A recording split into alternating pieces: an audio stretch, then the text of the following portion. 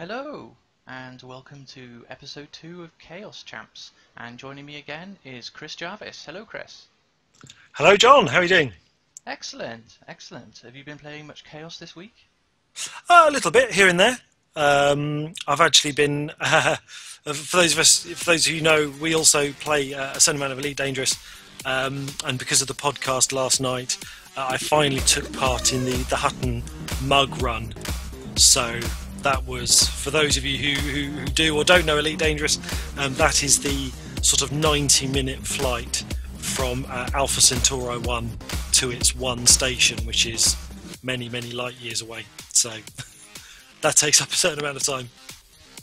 Yeah, fair enough. No, I mean, I had an interesting battle this week, actually. I was playing against 3 other wizards, and we were discussing, you know, just off the top of our heads, what was the maximum chaos or lore you can get to, and you said 100, and I confirmed that. I was in a game where chaos got to 100, and lucky for me, my staff had the special, the super spell was actually the 2 vampires. Nice. So I took full advantage of that and absolutely cleaned up. So yeah. I think that's an example of extreme luck. Yeah, that's pretty good. Yeah, I have seen 1 or 2 matches go to. I've certainly got up to 90%. I don't think I've ever seen it hit the full 100, but yeah, certainly well above 90% I've seen. And you get to the stage where, you know, like your opponent brings out a manticore or a vampire, like you say, and you think, oh, shall I disbelieve it? And then you think, oh, 90% chaos. What are the chances? It's an illusion. Yeah, exactly. There was. But, you know, there was some these wizards, they were quite unlucky. It seemed to me that they had mostly lore spells, so you know, yeah, too bad for them. I have experimented with the talisman that allows you to completely flip the alignment from chaos to lore. Yes. But I think it's a tricky talisman, because even though, like, on the one hand, you sort of think, oh yeah, I could make great use of that. Of course, anything you do with it, your opponent can do with it. Whereas, you know, perhaps some of the other talismans are maybe more suited to giving you a benefit as a player and not necessarily the rest of the players on the board. Sure. You know, I'm a big fan of the undead talisman, so Yeah. It'd be quite funny if you swapped it from like really deep chaos to deep lore, then straight away the very next player put it back. That would like really I thought you were going to say you immediately switch it over to lore, and on the next turn your player gets a sapphire dragon. Well, that would be cool. Okay, so I suppose we better introduce this week's contenders or competitors. I don't know if we've decided on a word for that yet. No, indeed. Opponents. Opponents, yeah. Well, they're not our opponents, they're just opponents to each other. Sure. So, first up this week, we have MattyRasker, who he finished top of the leaderboard for the July, August Lore and Chaos League. So, well done, Matty. He must have had to have beaten quite a few people to do that. So, he must be a force to be reckoned with. So let's go through his choices. Preferred creature Paladin. So remember last week Kate put Paladin, and obviously Matty's a big fan as well. As we said before, very cool spell in that although it's a living creature, it can attack the undead, and it has that auto kind of attack, so it can protect itself and nearby units. Okay. Yeah, definitely. It's yeah, we talked about it, I think, at length last week, but it's a great unit, and yeah, that the ability to not just retaliate for itself, but to anything that's adjacent is brilliant, really. Sure. So signature spell, he's gone for Divine Shield, so defensive player perhaps. I know that if I haven't got a shield, I'm always running away from everything with my wizard. But, I mean, Divine Shield really does kind of protect you, and it gives you that extra bit of confidence to perhaps use your wizard in an offensive fashion. So, good choice, good choice. Yeah, it'd be interesting to see what his actual attack stats are, because of course you've got to back that up with something else. You know, if you've got, I'm not sure yet what staff he's using, but there's one staff that only gives you 10, maximum 20 attack. So, you know, if you're not able to really get in there and do some damage as a wizard, it'd be interesting to see, you know, if he does use a Divine Shield. I mean, obviously it's the mega spell, for his staff. Yeah, it'll be interesting to see if he brings it out and what use he makes of it. Yeah, definitely. Okay. So, favourite spell type, lore? That kind of goes hand in hand with shields and swords and things like that. So, I mean, if you're packing a divine shield and a sword, I mean, I take it you're really actually going to be playing quite aggressively by using your wizard to actually go and take out some creatures. Yeah, I mean, I often tend to do that, and it gets me in a lot of trouble. So we'll see how it works out for MattyRasker. Okay, cool. So we kind of changed the question a little bit. Last week we were asking Voldemort or Saruman, but that was obviously a bit narrow. So we've asked people for what the greatest wizard is in fiction or real life, if you actually know one. And he went for Merlin, the original wizard, I guess. Well, I don't know. Was there wizards before Merlin? Ooh, interesting. Do you know, Alan Stroud would be the person to talk about this, because he knows his fantasy history. So moving on to our second contender, RafiRomero. Preferred creature, Hellhound. Now this is an interesting choice. We saw Hellhounds used a lot in last week's match, with their paralyze ability. I find it a very useful utility spell because although it might not be a great way of attacking other creatures, you know, you can paralyze quite a few of the opponent's creatures with it. Yeah, it's a funny unit, isn't it? Because you have your Hellhound, and actually, when you're clicking on units to attack, you'll notice quite a huge range of percentages. I mean, I saw one. I was using one the other night, and I was getting, you know, it was saying anything from sort of 10% up to 60% or something like that. At range and at height, that paralyze ability is amazing. Actually, up close as an offensive unit, it's not actually that effective. Sure. In my experience, perhaps. Yeah. Well, yeah, with your luck. Signature spell, Guardian Totem. So we've got another kind of defensive player here. Guardian Totem obviously grants all of your creatures extra defense. Do you find yourself using this a lot? I've started using it more. I think because again, without giving away too many of my strategies, I tend to prefer to have real creatures. I think most people prefer to have real creatures. And I'm finding that because I'm reliant largely on real creatures, I prefer not to lose them cheaply if I can. So for me, something like the Guardian Totem, backed up with something like a talisman. I've got a talisman whose name I've temporarily forgotten, that I can activate for a 30%, and of course that stacks with the Guardian Totem. So you can push your creature's defences, you know, very, very high indeed, and it just, you know, just gives you a bit of an edge in a match if you are, you know, dependent on real creatures, and you're getting a lot of you're probably getting a lot of miscasts. You want to make sure that the creatures you do have are, you know, giving you good presence on the board. I will say though that with something like the Guardian Totem and the talismans, of course, it's a percentage increase to your creature's defense. So actually, it works better on creatures that already have a very high defense. So if you have something like a Hydra or a Giant, that pushes those defensive levels up, you know, hugely. But actually, if you're talking about something like a Skeleton, which has a base defense of, I think, 10, you know, Guardian Totem's only going to move it to 13. So it's not going to drastically, you know, beef up your weaker units.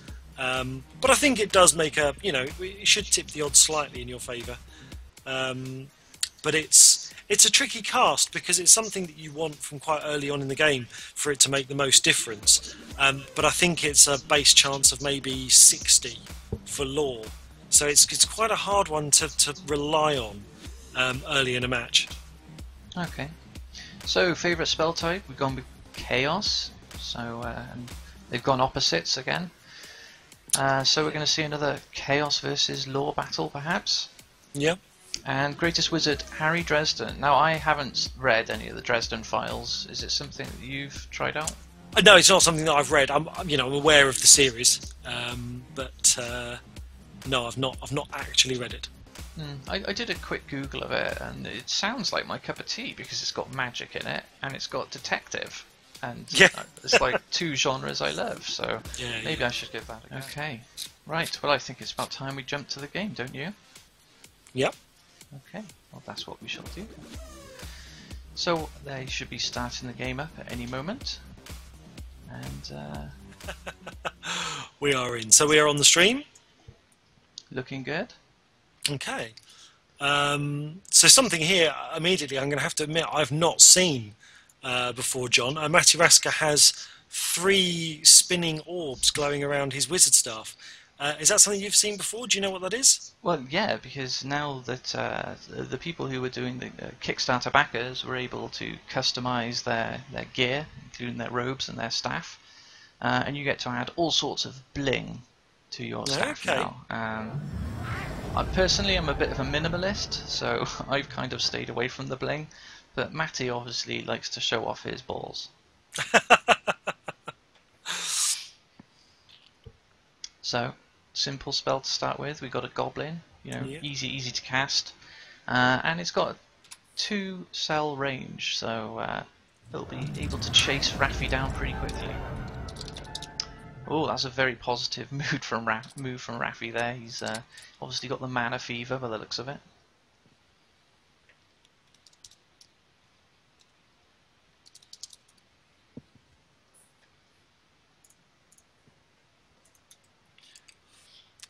Yeah, it's an interesting arena, this, because it gives the impression at first of being quite symmetrical, but actually, what you'll find is if you've got if you're looking at where that tree is and the slight sort of pond and the little bit of raised land, actually that's quite a long way round. So it's very much going to force both players, if they want a direct confrontation, they're going to very much have to go on the mana sprite side. That is the shortest distance to each other. Actually, that little pond and the tree does form I suppose, a considerable detour needed. Yes. So Matty moving in the goblin there to try and protect that central mana sprite. Sometimes you can kind of just give the other person, the other player, 2 mana sprites and just run for one off, and you'll know that they might leave you alone for the first couple of turns. But are we going to see them both fighting over, as many mana sprites as possible?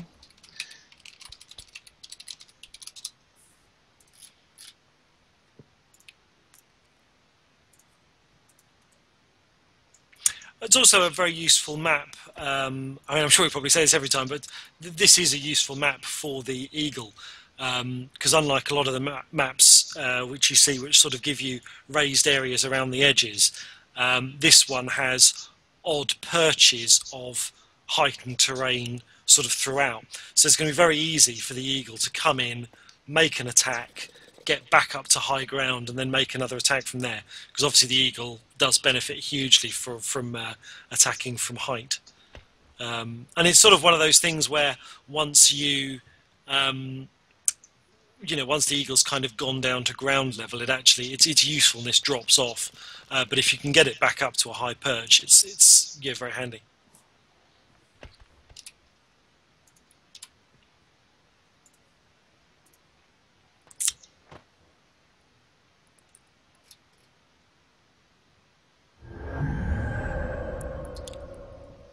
Matty unlucky there with Magic Shield.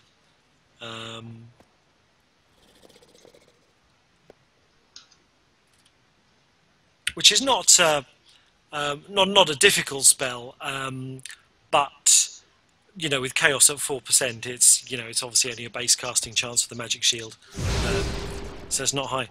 Rafi, they're going for the Windwalker spell. Now this is a new spell in the game. Previously, there was a talisman that you could attach to your staff, which would give your wizard the ability to fly. But I think in the last release of the game, Julian Gollop felt that was perhaps overpowered as an ability to have, not necessarily innately, because it needed activating, but was perhaps a bit of a game winner. So now Windwalker is available as a spell. It's a neutral spell, so it doesn't benefit from either Law or Chaos alignment. And again, I think roughly around the 60% mark off the top of my head. But yes, so Rafi will now be travelling as a Pegasus would travel. I think same distances, same ability to fly over objects. So Matty, would not be able to rely on a defence of something like Tanglevine. Yeah, I think the Pegasus is 5, whereas the wings are 3. So it's not, oh really? Okay. Yeah, I don't think it's quite as good as a Pegasus, unfortunately. And like I said, I think it's the Pegasus that goes further than I was giving it credit for.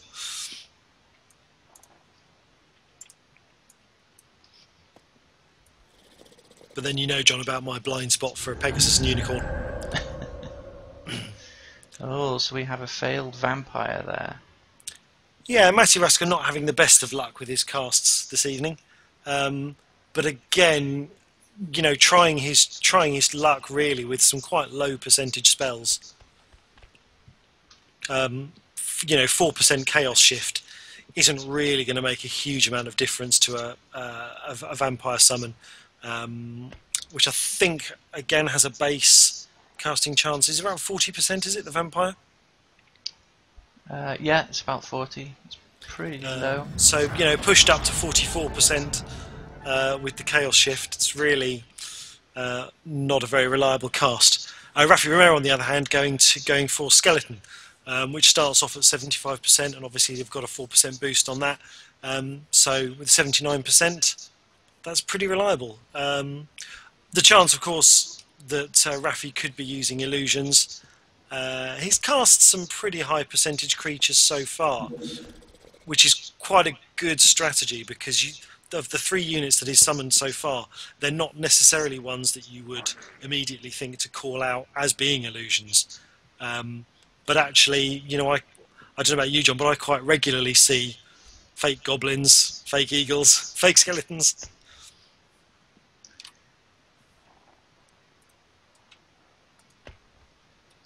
Well, I only see that when I'm playing you, to be honest. I cast fake rats the other day. Well, if there's any spell that you were going to do it with, it may as well be rats, because they don't last that long. No, it's funny when you have fake rats because once someone realises that one of them's an illusion, once they get popped, you very quickly see players disbelieving the remaining set. It actually slightly surprises me that the game doesn't automatically dispel the entire pack. Oh, I thought it did now. Maybe there's been maybe that's happened since the update. I'm sure, because I was thinking the other day I'm going to dispel each one of his rats in turn, but they all disappeared. Okay. Maybe if you dispel one of them, disbelieve one of them, they all go. But if you hit one or try and subvert it, it goes on its own. Yeah, could be. I don't know, because if you've got multiple rat packs, I suppose there's a possibility that your opposing player may not know which set of rats belongs to which pack. Although I suppose I shouldn't encourage multiple rat packs. I saw someone on the Chaos forums the other day was complaining about facing a player who'd summoned an incredible number of rats onto the board and made the match virtually unplayable. You're really saying somebody was saying that rats needs to be nerfed? I was surprised. No, I think there's 2 threads. There's one suggesting that rats need to be nerfed, which I think honestly is a suggestion that probably needs to be ignored. But there was somebody else that was saying that there's just the game allows for too many rats to be on the map at once. I don't think that's necessarily true. I presume whoever had done that managed to get their mega spell up very quickly. Okay, so we have quite a battle of undead going on here. MattyRasker and RafiRomero have both brought skeletons onto the field, and Matty's just gained a Hellhound. The Chaos has shifted up hugely to 35%. I I can only assume that while we were discussing things there, someone must have cast Chaos Shift. Unfortunately, spectate mode doesn't allow us to bring up the spell history. Oh, I know. So it's not something we can confirm, unfortunately.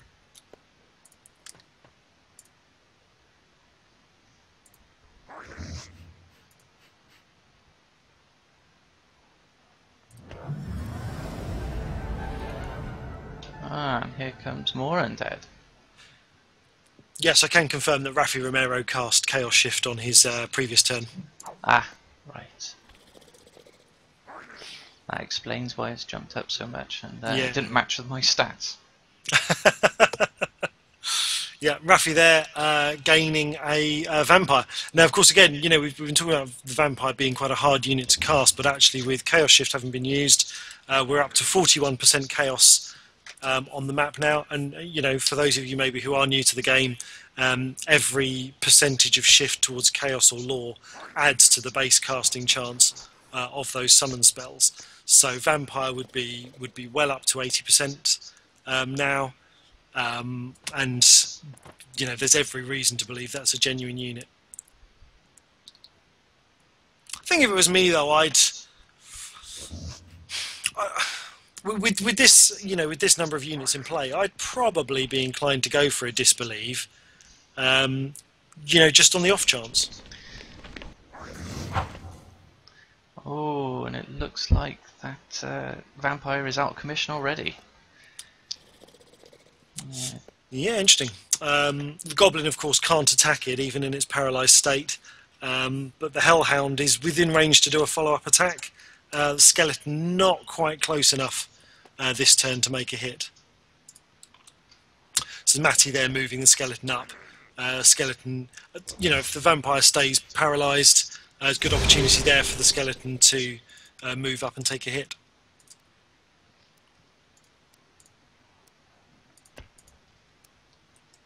It's interesting that the Hellhound's attack stat is actually the same as the skeleton's for melee attack. I thought it would be much lower.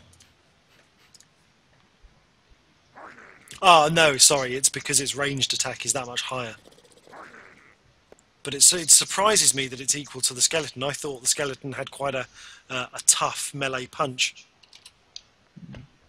Right, time for some stats.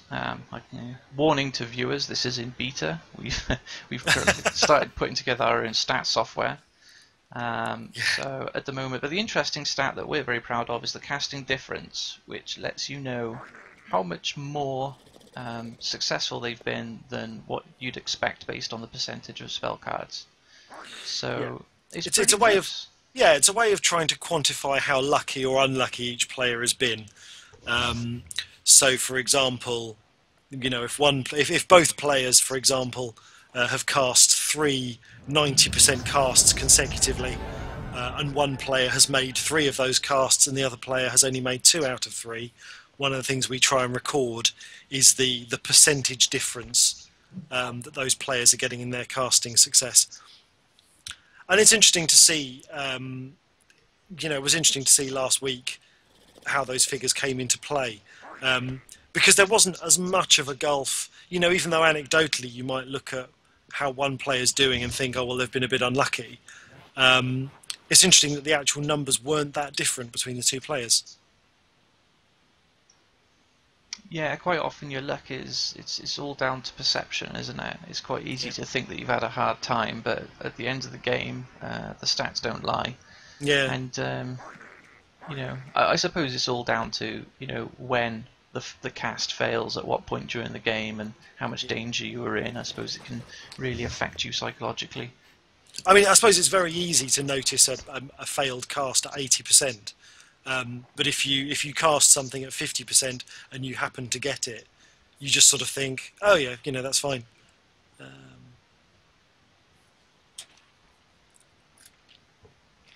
A little bit of chat there between the players. I think maybe Rafi is wondering if Matty's fallen asleep. Oh dear, I hope not. I think we might have a slight server connection issue on the game. Oh. He's going to attempt to go in and back out again. So. Yeah, hopefully he can do that without surrendering the match, because that would be a pity. Yeah. One of the things Chaos Reborn is quite good at, though, is, you know, if you do have a crash or a disconnect in the middle of a game, generally speaking, when you go into the game, it will take you right back to where you were. Yeah, it's actually quite refreshing in some ways. No, because, absolutely. Most other games you get kicked out, then oh, never mind. So unfortunately, he's gonna. Oh, look at this! Oh. See, now this is what I love about the Chaos Reborn community. Everyone's such a gentleman or gentlewoman when they're playing that you know, they'll volunteer to skip turns. Yeah. So Rafi, they're saying that he'll just let this turn go, and you know, we can carry on as before. And of course, nothing. There's no kind of turn-by-turn changes that happen. So there's been nothing building up or cooling down or anything like that. I suppose the only thing being it's a limited 25-turn match. Well, luckily there's no gooey blobs that might make a difference. Yes, absolutely. Yeah. So, mind you, we say that you know, there's technical issues. I mean, there could be so many reasons for things like that. You know, people's internet connection, or you know, if you got little ones that are streaming their kids' programs on Netflix, something like that. It's not helpful. Yeah, I'm not bitter at all.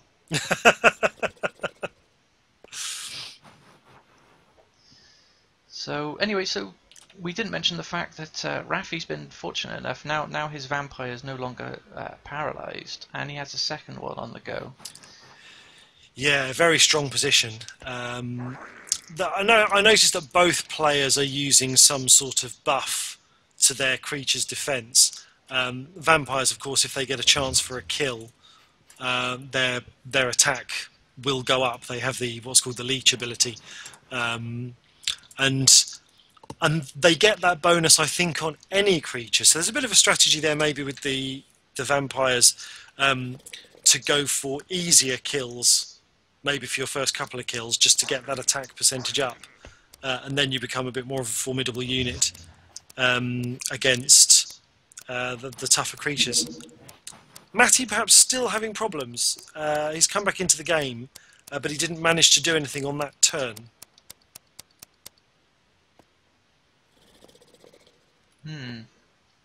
Well, we'll see now if they come to an agreement, if there is some major problems. I mean, his problems might not just be a case of, you know, getting kicked out or whatever. He might not be able to move or something. Yeah. I suppose if they want to decide early on to restart a game, they can do that.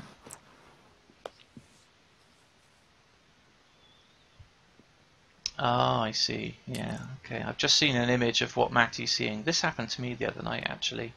You come back into the game and there's no creatures there, so... Yeah. Are you able to show that image on the stream? I'm requiring you to recode OBS on the fly.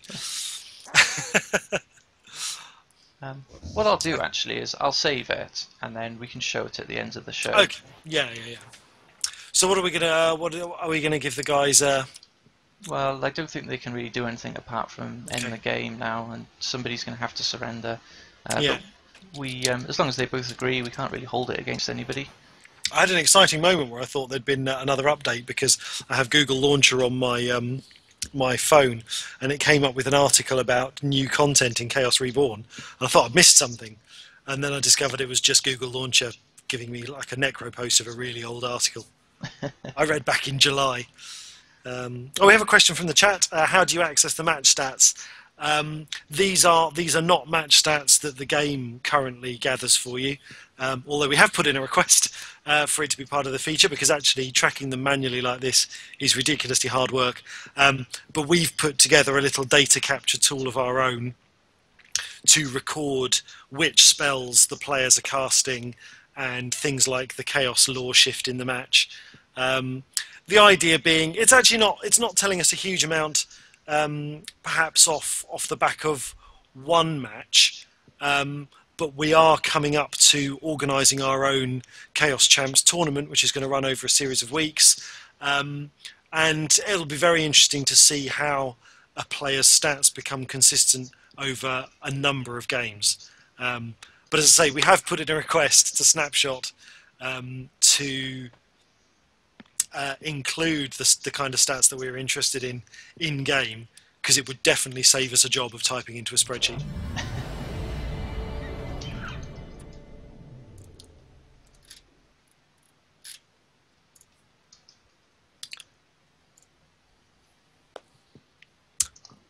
Have we got an ID number on that game, John?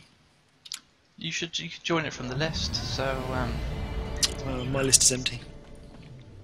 oh dear. Oh, sorry. I see it. So eagle versus eagle to start. Yeah. Now this map is very much very different to some of the other open arenas. You will notice that the map joins up only on one side of this, this huge mana flux machinery in the middle. So there is a definite choke point on the side of the map where the landscape joins up. And interestingly enough, in terms of my own experiences, I don't see many battles around that choke point. I tend to find that one player is maybe being defensive and the other one offensive, and that the battle tends to move either to one side or the other of the map. But it'd be interesting to see if both players are playing defensively, exactly how that deadlock would be broken.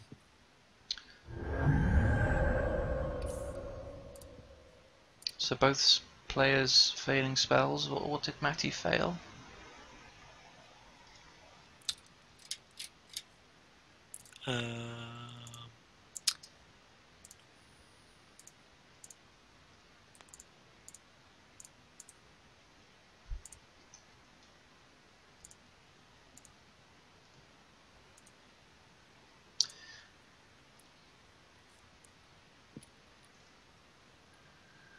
Lion. It was a lion. He tried to get a lion. It didn't come off. Interestingly, in terms of the matching of the players, MattyRasker failing on a unicorn there. In terms of the because we've talked a bit about the difference between playing classic Chaos, which gives you a random staff and a random deck, and what we do for Chaos Champs, which is equipped matches. Interesting that both players obviously have the same talismans bound on one hand, because they both have the same defensive bonus to their creatures. So looking at the two eagles, they both have their defense boosted to 33.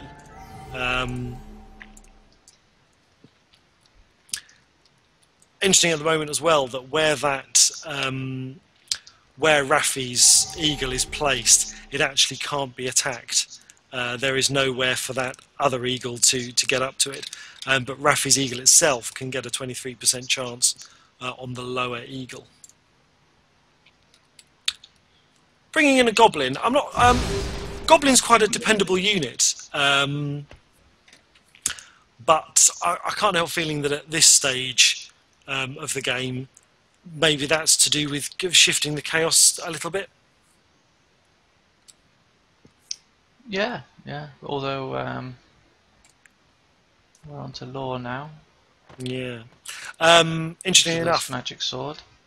Yeah, interestingly enough, Matty's just activated a further talisman, so now his creatures are gaining an additional 30% of defense. So now those eagles, if you can compare them for people, the two stats are now very different.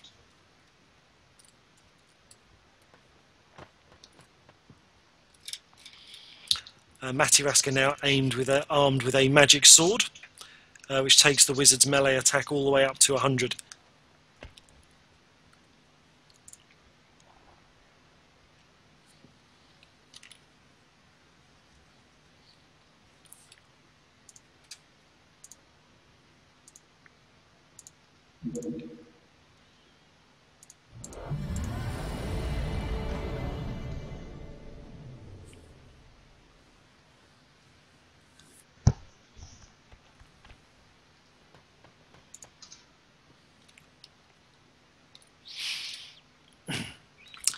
chaos now up to 19% thanks to another chaos shift. It's interesting that that's, I mean, obviously, you know, I suppose we have to discount the previous match, which was abandoned, but that's Rafi now casting Chaos Shift in both matches that we've seen. I suppose you have to wonder if it's a card binding on his staff.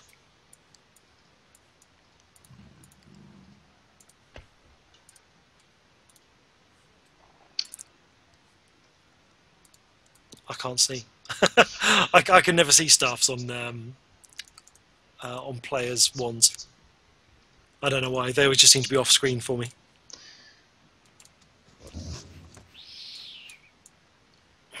So in the early stages, we'll just quickly go through the staffs here. So Magic Sword is bound for Matty. Okay. As well as Magic Bolt. Oh, interesting. And yes, you were correct. Chaos Shift is bound to Rafi's staff. So yeah. There you go. He's obviously a big fan of the Undead. Yeah. Who can blame him? Yeah. And again, in case there's anyone watching that's unfamiliar with the game, so the way the decks work is even in an equipped match, the majority of your hand and your deck is randomly allocated to you. But there are a number of things that you can do with equipment in order to shift things in your favour. There are talisman slots on both the wizard's outfit and on the staff, which allow you to ensure that a particular card will be in your deck. And there's also another talisman which I discovered recently that I'd not seen before, which ensures that during the random allocation of cards, that it favours giving you cards that match your staff type. So I guess if you have a creature's staff, you'll get lots of creature cards. I suppose if you have the staff, there's one for staff of shooters. I guess you get things like maybe elf and hellhound and those sorts of things. I haven't actually played around with it, so I don't know quite how it works.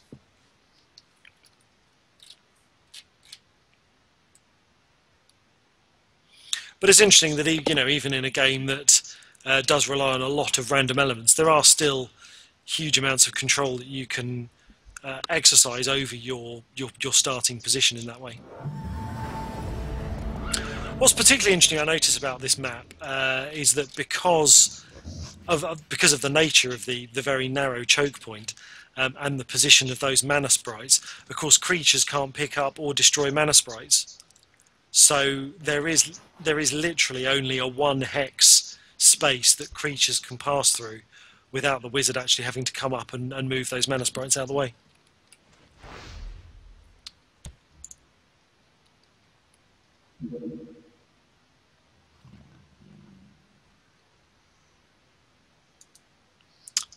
A couple of comments in there from the Twitch chat. Comment there suggesting that the Mana Flux map should be removed from PvP. It's an interesting point. I suppose it's something that we'll maybe keep an eye on as as our own tournament progresses, and we'll see maybe what kind of issues this map generates. So excuse me, what's the reasoning behind moving it from PvP? I think just because of that choke point. It doesn't necessarily make it very, it doesn't allow. I suppose as well as it being a choke point in the arena, I suppose it's a choke point in gameplay as well. I personally, I'm quite interested to see how that choke point becomes resolved. I think having different arenas like that provide different kinds of gameplay are probably interesting. Fozza was asking there, just had a world of buffering. Did my question get answered? I'm not sure what question Fozza asked. Sorry, Fozza. Actually, it was this very map that I was probably complaining about last week when I said I had a kind of a negative game with somebody who decided to give me the runaround for the whole game. But I can't let that one bad experience put me off the map. I like it. It looks pretty. Yeah. It gives you a kind of a unique match. Yeah, there is another Mana Flux map, isn't there, which actually wraps all the way round. So what did this other player do? Did they run all the way around to one edge of the map, and then when you followed them, they teleported across the gap. Yeah, and Because that's what I'd do.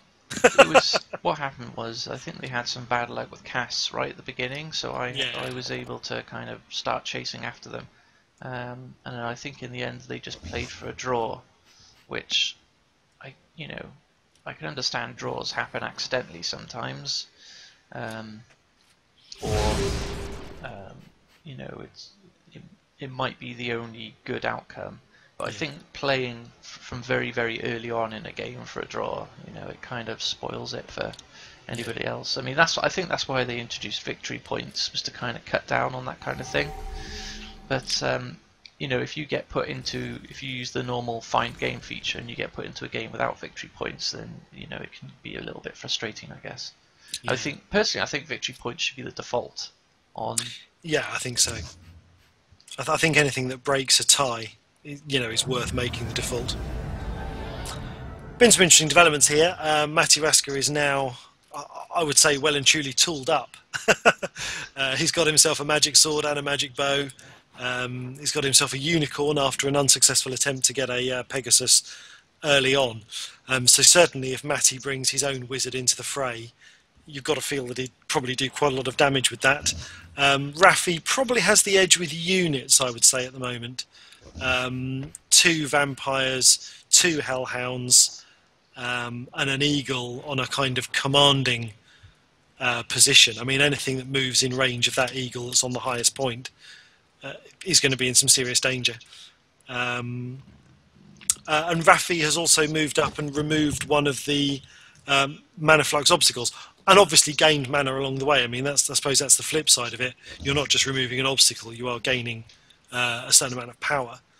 And of course he's well within range to pick up that second one. Just be interesting to see if that eagle becomes unparalysed anytime soon. Oh, Matty coming in. Oh, a bow and arrow attack on the vampire, which was unsuccessful. That was unfortunate. Yeah, only a 29% chance on that, which slightly surprises me. Matty's benefiting from some form of boosted attack. Now that was a clever move, because by the placement of those vines means that that vampire is not going to be able to jump onto him in the next move. No, indeed.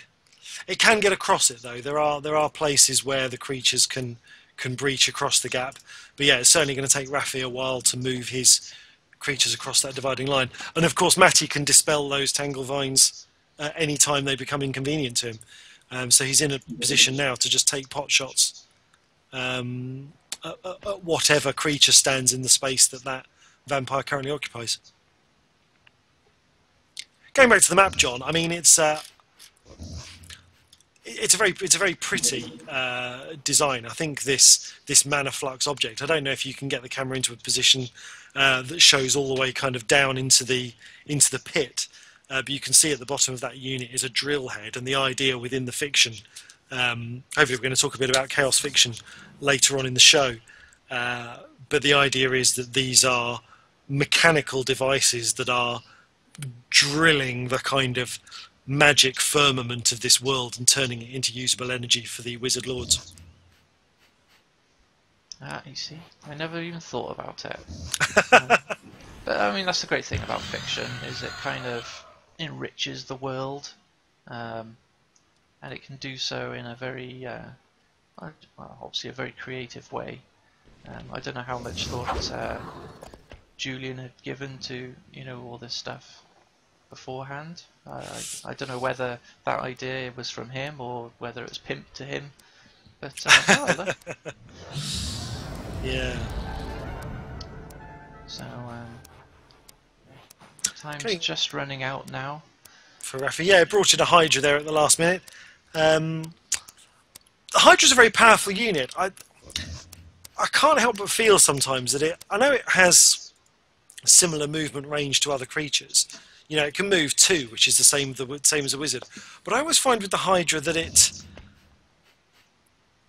always just seems a bit immobile. I don't know what it is. I think for such a powerful unit, it always seems to be a little bit slow moving. Well, there's got to be a drawback to it somehow. Yeah.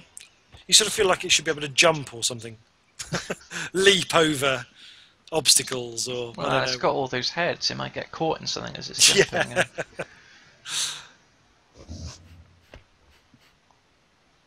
I'm loving the chat between the two competitors here, discussing their thoughts behind their moves.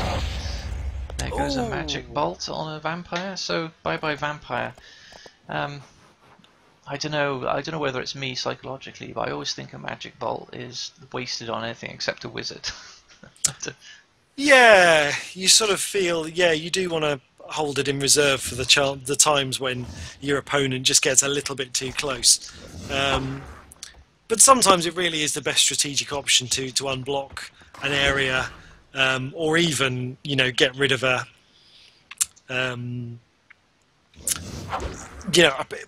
I think if you sometimes see there's a unit on the board that is going to give you particular trouble, Vampire's a good example. It's worth using. I mean, that was a vampire that was well within range to cross over the wall of Tanglevines. I don't think I can criticise his choice for using it when he did. Okay, so Matty's bought himself some time. I don't know how effective he's been with that time, unfortunately, because they're going to be coming through there now. He's on the back foot. Perhaps there's still no way through for the land units. Interestingly enough, the vampire didn't gain an attack boost for destroying the Tanglevine. So that answers one of our questions from last week then. Yeah.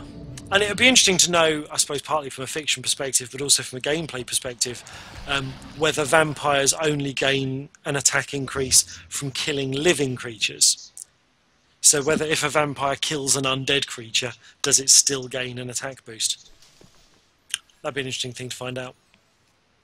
So Rafi's fancying his chances of getting some more spells. I mean, to be fair, he's cast a fair few. You think he's running low? Well, it can't. I mean, the great thing about those magic trees is they give you spells, but also, it's protection. It's like they're mounted. So, but I think at the moment it's all Rafi, isn't it? I mean, that Hydra will hopefully. That's probably got the best chance of taking down that Tanglevine. So. Yeah. Yeah, they seem to be doing a lot to kind of... They're obviously trying to focus their attention on that eagle. But actually, I don't really see what the benefit is of sort of crowding it in that way. Because, of course, if it does unparalyze, it'll just fly over them. Well, and his wizard... I mean, it's always a risk to a wizard to have an eagle on the loose, but I guess now he's in a tree, it's not so urgent. But we may yet see... Yep, here we go. Oh, dear. Yeah, we've had a bit of a confirmation in chat. Unstable Voltage, actually, our competitor last week. Vampires don't get power from killing inanimate objects or undead. And that makes a huge amount of sense to me. In terms of the fiction, vampires draw on their power from sort of eating the lifeblood of live creatures. So I suppose something that's already dead isn't going to be much use. Interestingly, the spells you get given by the magic trees sort of withering, I suppose the ultimate spell that you can gain from them is... Turmoil. Turmoil. I was going to say turbulence. I knew I was wrong. Yes, turmoil. Well, it depends what you mean by ultimate. The ultimate kind of game changer spell, definitely. Yes. But whether it changes it for the good. Well, yeah, and it's... Getting it from a magic tree is the only way you can get the turmoil card. So I suppose that grants it an extra level of kind of... I don't know what the word is. Mystique, maybe? But yeah, for those of you that haven't encountered it or played with it, the turmoil spell picks up every single unit on the map and places it in a new random position on the map. It's quite a useful one to play if you're losing. If your opponent has a very well-structured defence and yours isn't, your units are all over the place and you're not quite so coordinated, it can hugely benefit you to just, pick up the... I suppose it's the equivalent of picking the board up off the table and just shaking all the pieces. I suppose it's a good way of distributing some gooey blobs around the place as well. Yeah. That'd be interesting, actually. If a gooey blob has only spread a couple of times and you use turmoil on it, could it potentially grow to epic size? Or does it lose its power after a turmoil? I don't think it'd lose its power, so potentially, as I said, it could be a good way of, you cast it and you got the 3 blobs, turmoil it, and then you can really, on a small arena like this as well, where there's actually so many choke points and so little space, that could be quite devastating. And of course, once we get magic fire in the game, that's another one that could possibly benefit. Looking forward to magic fire a lot. Interesting enough, there's been some chat in the Twitch room, going back to comments about the victory points. Some amount of disagreement, John, actually, to your view that to my view really, that the victory points should be the default. Spite and Malice has said that certainly as a player in the UK, I appreciate the possibility of a draw. I think that's is that the cricket sentimentality coming out? Do you think? I don't like cricket, so. Do you not? That's probably where we disagree. Purely on cricket. Yeah. I mean, I'm more of a rugby fan myself, and there's nothing worse than watching 80 minutes of rugby for it to be a draw. Yeah, that must be less common though, because of the way the points work in rugby. Well, it's not as uncommon as you think, actually. Really? Okay. Well, because you've got multiple ways of scoring points. Yeah. There's a way to play for a. There's more options to play for a draw, I think. Okay.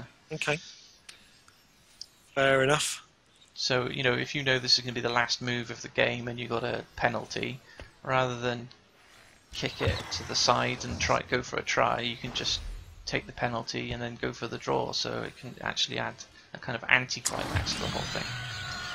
But we're not talking rugby, we're talking chaos. I was going to say, you might, with mention of those rules, you might have answered his question, but Spite and Malice is asking union or league? Union, definitely. And Spite and Malice is saying it's football that he appreciates draws from, not cricket. Okay. I think if football's generally quite a low-scoring game, so a draw is fairly common occurrence. I'm always amused by the fact that in the cricket you can. I mean, I love cricket, but it does amuse me that you can play for 5 days and still not come up with a result. Yeah.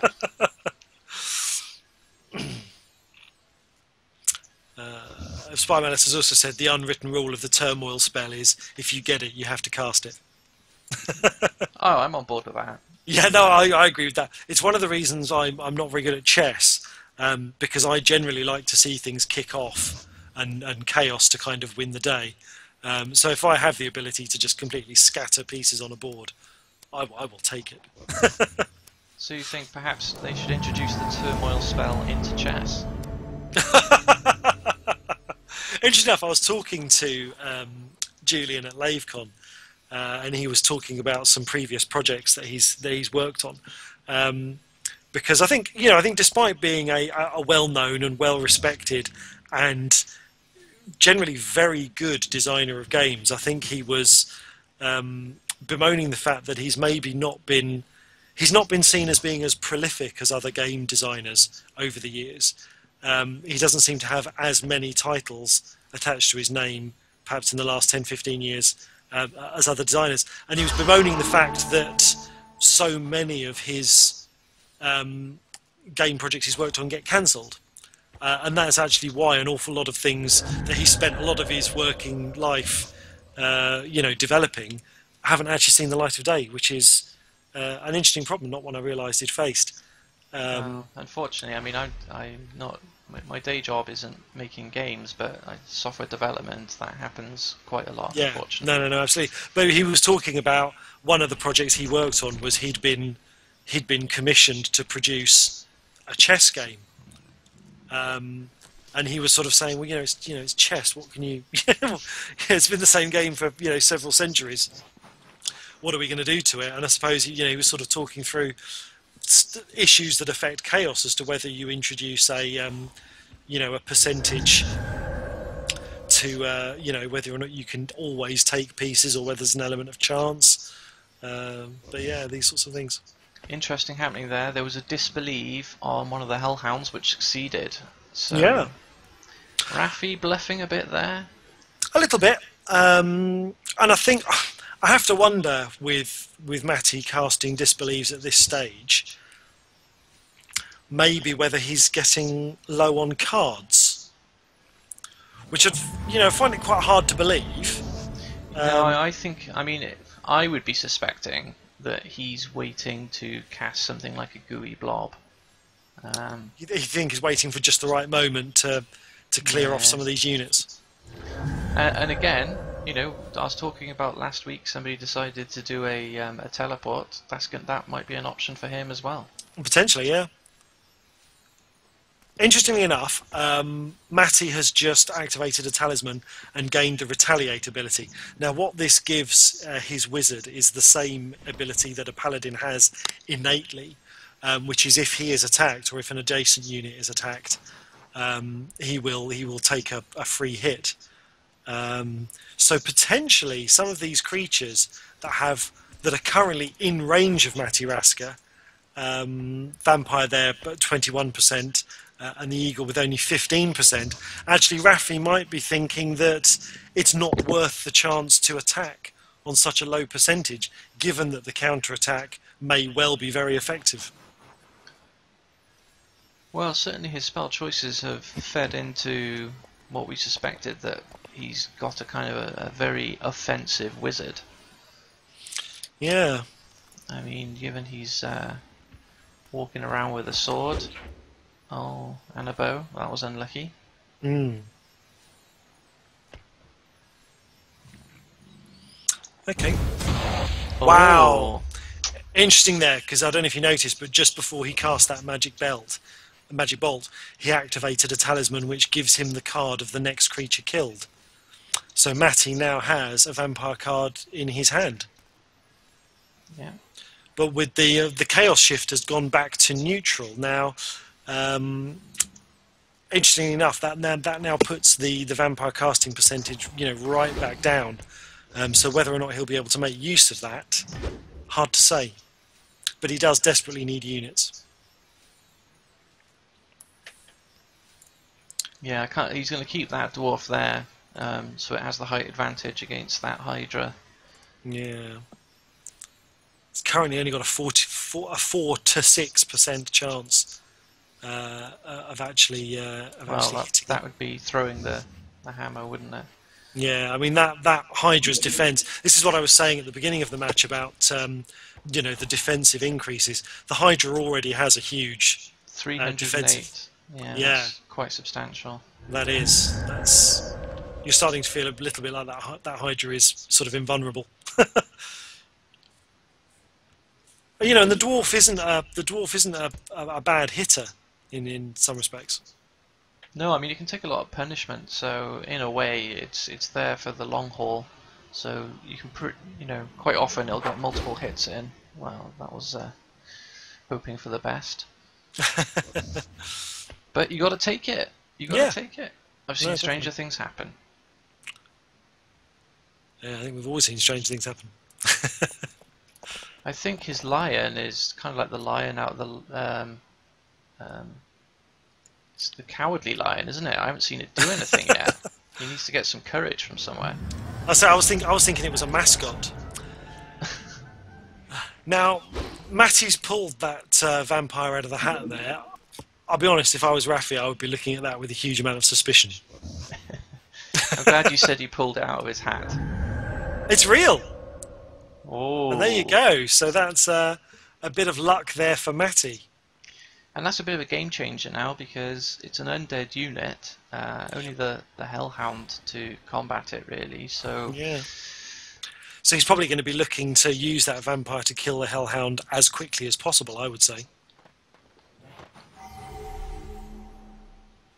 Rafi gaining an extra 25 mana from that collection. Although, of course, I mean, Rafi bringing his wizard up like that does a little bit change bringing that vampire down to kill the Hellhound straight away, because, of course, the vampire would then be in range for a counter-attack from the wizard, who is quite capable of killing it.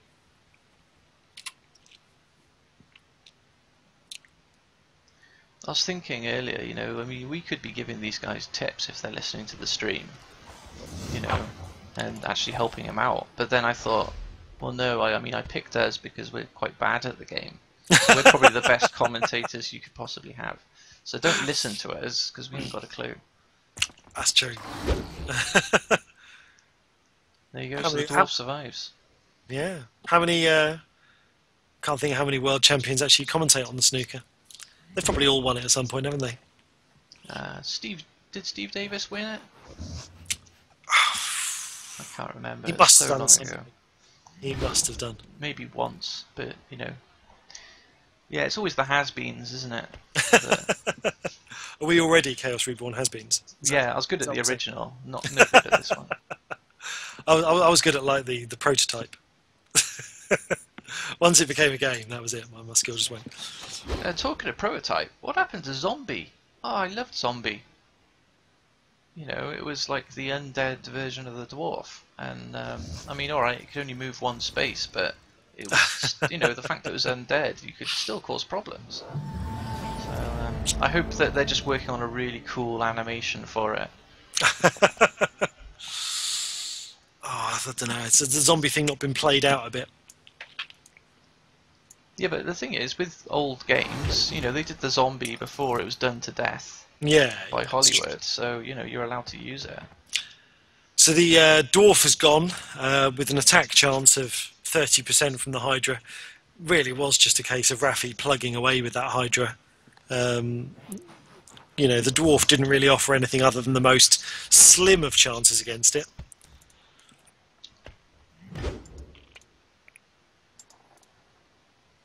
And now with probably a 45% chance, I'd say, attack on that next dwarf. Interesting to know whether or not the Hydra can just move and start attacking on the wizard yet. Well, if he's not engaged, I mean, he could hit 3 units there with one attack. So I've noticed that Matty's vampire is out of line of sight of that hellhound, which is probably for the best. Yeah. Although the hellhound can nip out and paralyse the vampire whenever it chooses. Sure, but well, no, not now.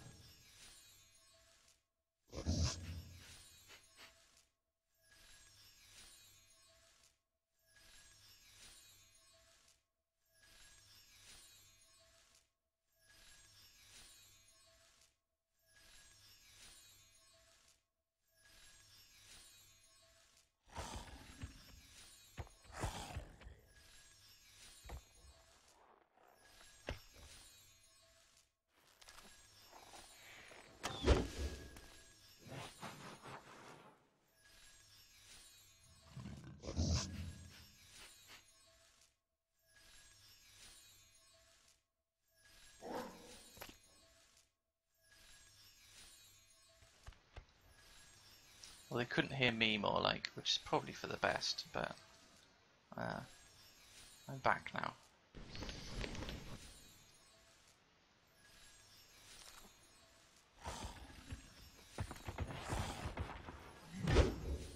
So have you been recording locally as well as on the stream? No. Oh dear. Oh, I don't know. Actually, no, it might have been recording. I'll check after. It's funny actually because Rafi's placement of those magic trees, you know, probably at the time, the ones that he cast sort of behind his position were probably just to fill out the numbers. You know, the game gives you 5 to cast, and quite often there's actually only the first 3 you place are sort of any use. But actually now Matty's teleported to that other side of the map and has perhaps another angle to approach Rafi. Those extra magic trees are forming a really useful defensive blockade for Rafi. Yeah, so I take it, unfortunately, my technical difficulties were when he teleported, so he kind of almost fulfilled my prophecy of his what was his strategy, was to leave it as long as possible, then...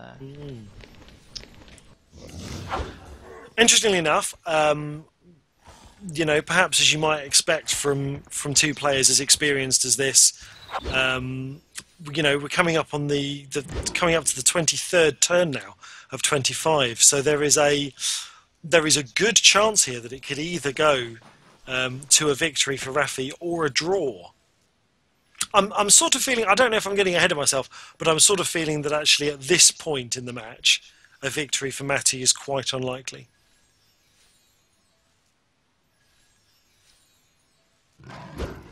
You know, I think Rafi is quite well entrenched in his magic trees. He's got a good number of units surrounding his position, which should keep MattyRasker's remaining units away from him for the remaining number of rounds. So it's really down to how much damage Matty can do with that bow and sword. And I'm not convinced he can cut through enough of Rafi's units to actually get an attack on the wizard.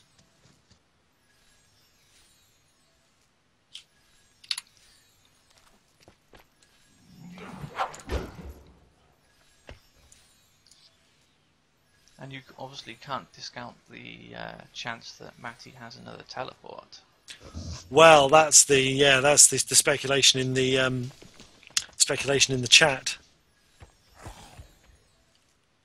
But I think with those magic trees, the possibility of a last-minute kind of teleport strike, you know, all he can do is teleport to an adjacent square and take out the tree. It's going to be very hard for Matty to actually make that a decisive blow. But then, of course, magic trees, you know, there is always the chance that they will just disappear from around you, leaving you exposed on an opponent's turn. Well, as long as you place them so that they're no more than 2 spaces apart, you can run from one to the other, so the risk isn't too great. It's only if the opponent's got lots of units around you. Oh, and the Hellhound is down. So I would say that the Hellhound being gone pretty much pushes this to a draw.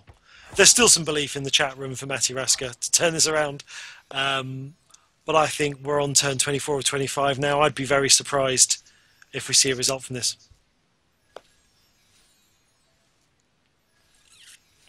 Certainly the chat between the players in the chat window indicates they both know that a draw is a foregone conclusion at this point.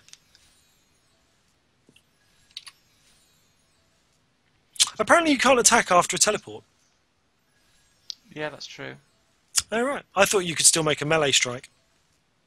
No, I mean, I seem to remember that when it was first put in, you could teleport and move if you hadn't moved already. So yeah, that was really useful because, for you know, mana sprite collecting, most definitely. Yeah. When they were bunched together, you could teleport onto one, then collect another.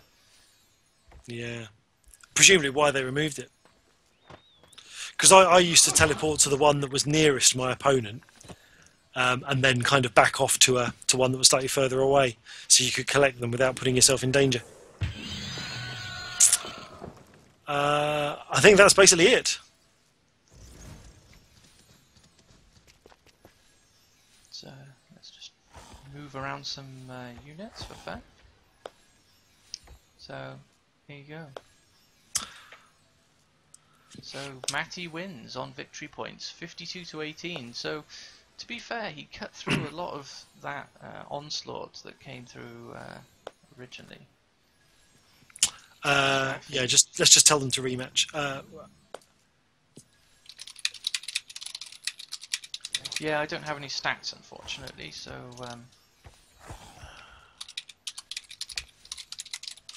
Yeah, I mean, it's interesting the way the victory points have worked out, because Rafi obviously in a very strong position in terms of number of units, but because it's gone to victory points, he obviously...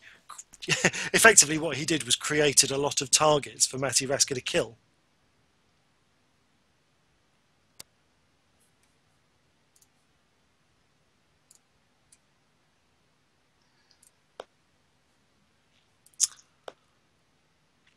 Okay, very, very flat open arena. No mana sprites. No mana fever to play a part in this game. No, indeed.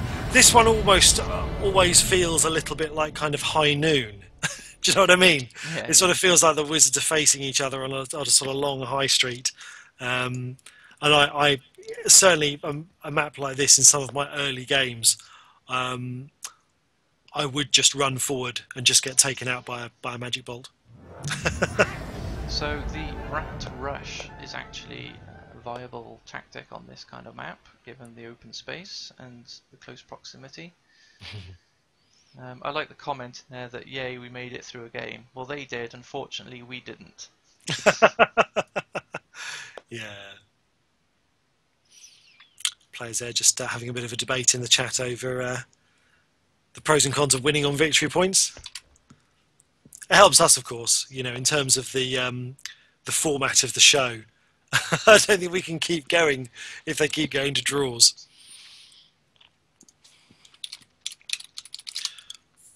I think at some point we're probably going to have to make a decision about if this one goes to Rafi.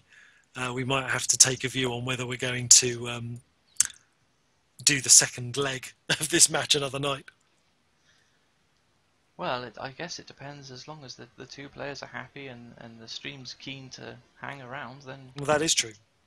If you've got to go somewhere, mate, they'll just have to listen to me. No. I don't mean me. You're talking to the man that was flying to Hutton Orbital at midnight. Yeah, I don't know. So how long does that take anyway? It takes me about 90 minutes. Wow, that's a long time to be sat looking at space. Well, thankfully I was able to multitask another game in the background. Another positive benefit of Chaos, of course, is that you can actually play it while playing other games. Yeah. And I don't just mean asynchronous mode. Yeah, quite. Yeah, it's a fairly low imprint, isn't it?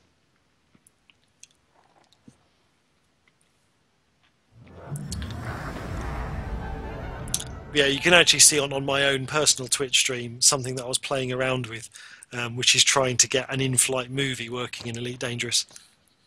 I wasn't totally successful, but it works for the stream, but sadly it doesn't work for me actually, you know, in the ship. I wanted to give the impression that I had a screen up and was watching something else. Yeah. What were you watching?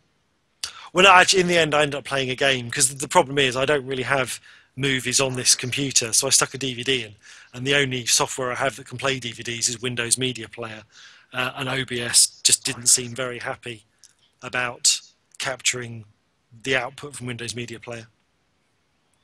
So I'd need some local video files for it to work, I think. So back to the match. We've got, again, you know, quite a nice equal setup in terms of both players having brought Skeleton onto the map. We've talked before, you know, Skeleton's a very strong opening unit, and it's a really useful balance if both of you have an undead unit. If you come into the start of a game and your opponent has a skeleton and you don't have any undead cards in your hand at that point, it can be really difficult. And that's where I would potentially favour using something like Magic Bolt on something other than a wizard. Sometimes you just have to kill that undead unit before it can do any damage.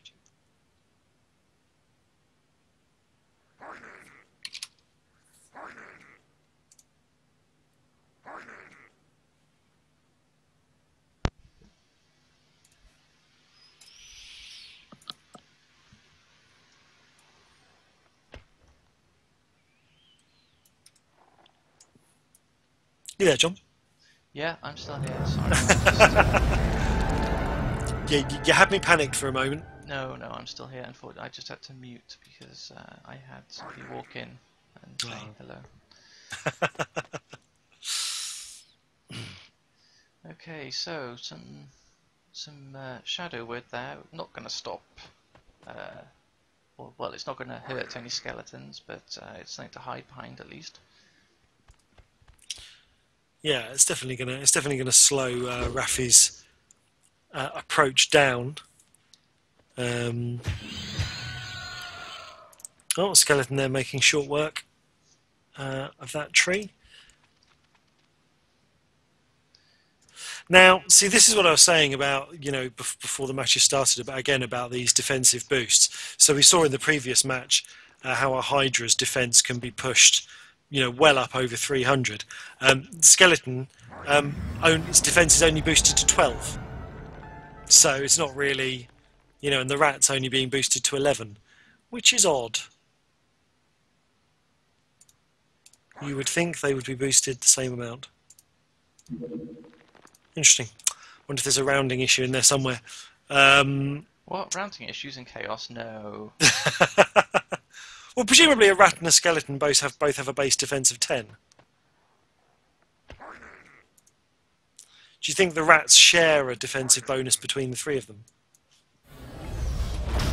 I don't know. I'd just be speculating. Oh, there goes a skeleton. That's one of my favourite death animations. I just love how the head falls off and. Yeah. Of course, that's the alternative to burning magic bolts on getting rid of creatures that are in your way. Is if you've got something like the various magic attacks. I don't find them particularly reliable. They always seem to work on me, but they don't seem to work when I try and use them. So I think I'm naturally suspicious of them. There's an additional defensive boost activated there by Matty.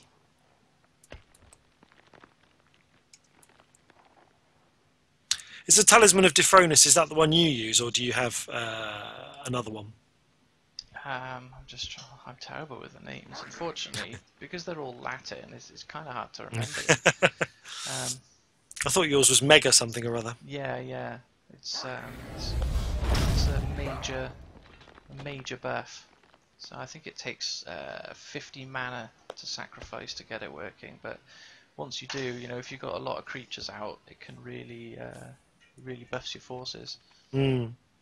I've been meaning to try playing around with some of these talismans that award you mana for number of creatures killed.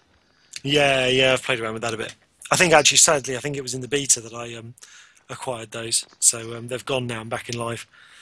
Yeah, it's the kind of thing that you look at it, and unless you've been playing the game for a very long time, sometimes the numbers don't mean anything to you, and you really need to play with them to see, if it's actually going to benefit you in any way.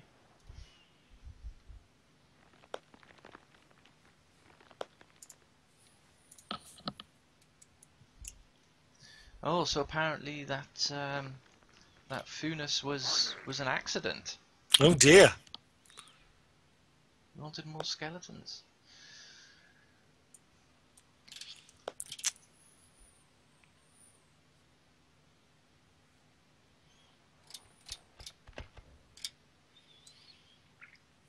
I was having one or two issues with their equipment. Well, it happens to the best of us.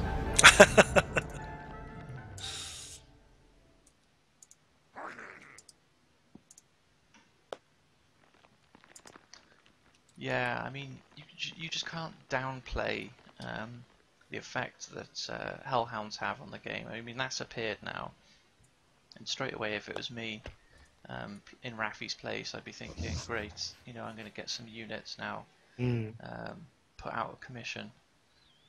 Yeah, I mean, basically everything is in range. Now that's a really harsh cast. That was an attempt to get a Hydra there by RafiRomero. You know, bearing in mind we're on plus 39% chaos, and that Hydra cast still failed.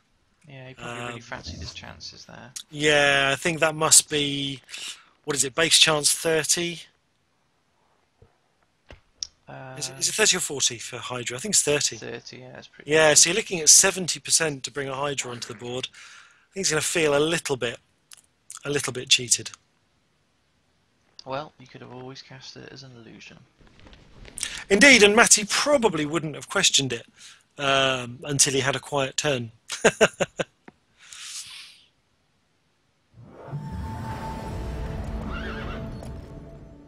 So, straight on the unicorn again? Yeah, straight on the highly suspicious looking unicorn.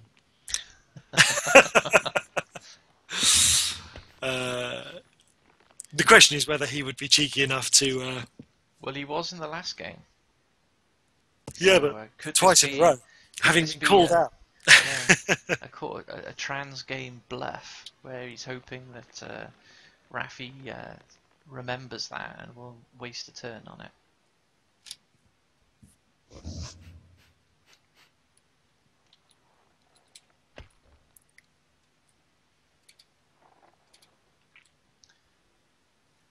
Yeah, I mean, it's possible that with, you know, like I sort of tend to feel that if in the position that Matty's in, you know, he's got a few good units, he's got the Shadow Wood as a defensive layer. In some respects, there's actually no reason why he shouldn't have attempted to cast the Unicorn as real, because if it comes off, then great. You know, if it doesn't come off, then it hasn't disadvantaged you in a sense.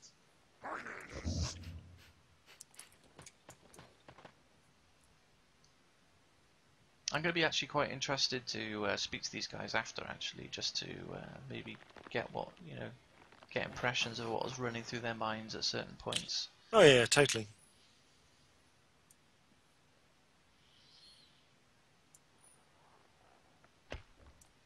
So, but that skeleton hasn't moved.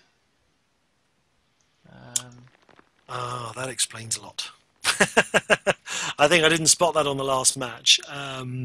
He's got a talisman which resets the law and chaos balance back to the centre. Right. I did notice on the last round that the shift had suddenly moved back. I honestly just thought with all of the magic wood that was being cast and things like bows and swords, I thought it had just worked its way back to the centre. But clearly it's a talisman effect. Yeah, and I'm also thinking that I don't have anything in on my... I'm not keeping stats, by the way, on this, unfortunately, but that would have really screwed up my stats.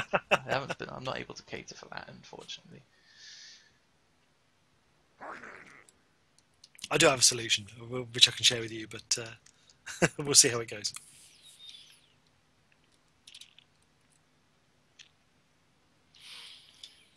As I say, you know, what we really want is for the game to give us a bit of a kind of in-depth stats analysis for us, which presume, you know, that would be very handy. Yeah. Otherwise, I don't know. I don't know how all this traffic's sent. Whether I could write a packet sniffer or something that would grab it all and then do something with that. You're talking about hacking the game, John? No, I just, you know, not the game. I just smell what was happening on the network. You know, there's no rules against that, is there? I don't know. Do you click a terms and conditions when you start playing the game? Oh, I don't remember. Does anybody read that stuff? Come on.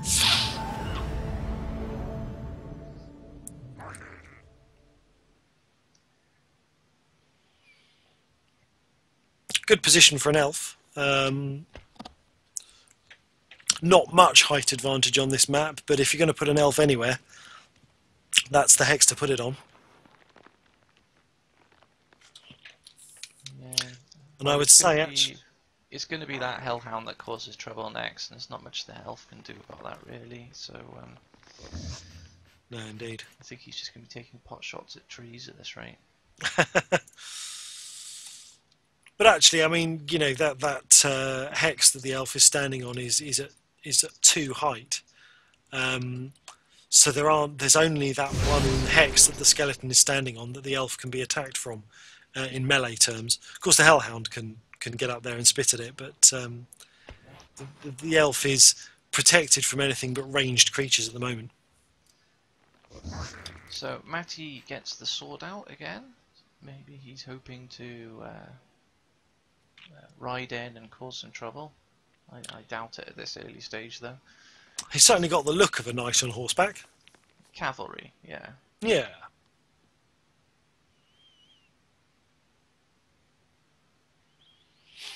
I've just noticed that even in the top of his staff there's actually a sword poking out the top.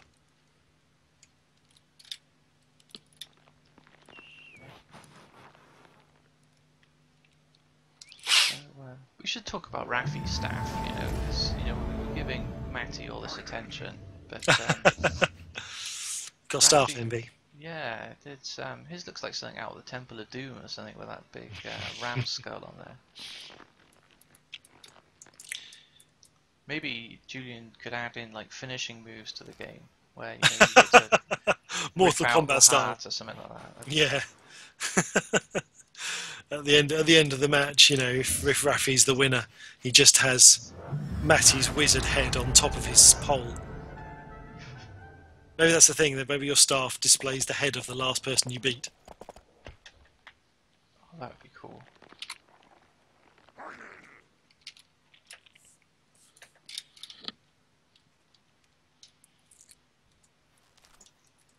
So this is a bit of a cautious game. The previous one, I thought they were, they quite quickly engaged each other, apart from the tangle vine, which slowed things up. But I think Matty's trying to play this one safe. And I don't blame him, to be honest, right now.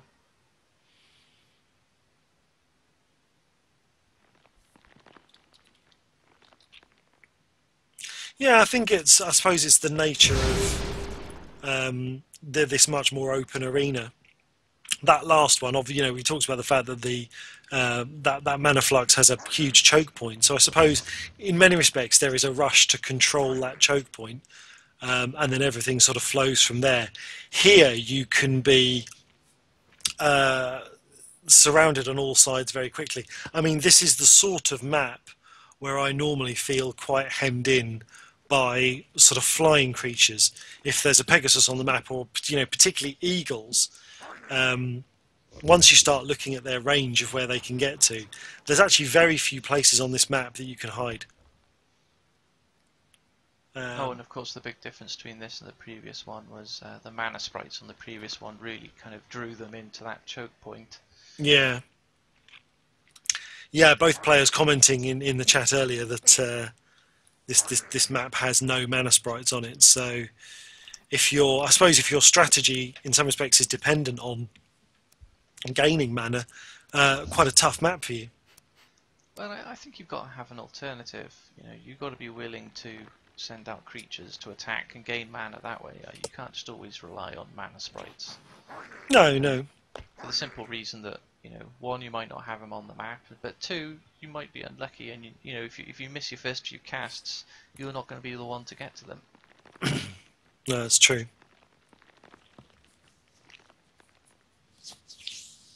So that's one of the things I feel, if you're sort of if you're attempting to cast mostly real creatures, and you're failing in those summons, you do at least generally have the consolation that you're slowly building mana.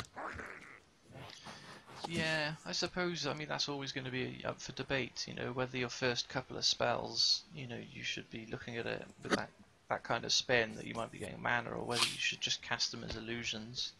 Because if you're casting things like dwarves and goblins, who's going to bother disbelieving them? Well, quite. I was playing a match the other night. My opponent, we played 2 rounds. My opponent had gained a unicorn on his first turn, and I disbelieved it straight away. And then on our second round, I cast a fake unicorn on my first turn, and he didn't even question it. I was surprised, given the precedent of what had happened, that he let it be. But oh, there goes the unicorn, and it wasn't an illusion. it wasn't an illusion. But yeah, just going back to what you were just saying, it just goes to show how important psychology is in this game. Oh, definitely.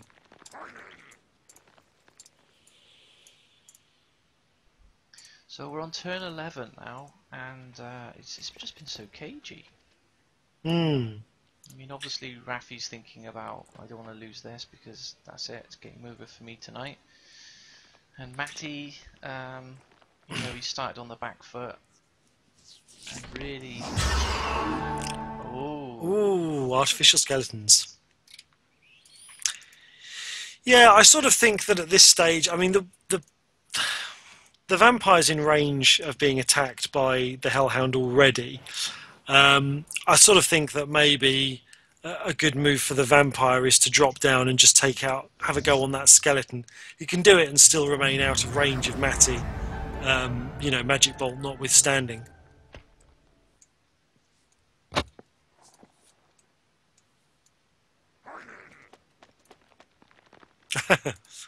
I think you heard me. So the skeleton is now out of range. But the skeleton is also out of range of really doing any damage other than to one of the rats. So it'd be interesting to see what Matty's sort of long-term plan is for that skeleton being there. He may just be trying to avoid things flanking around him.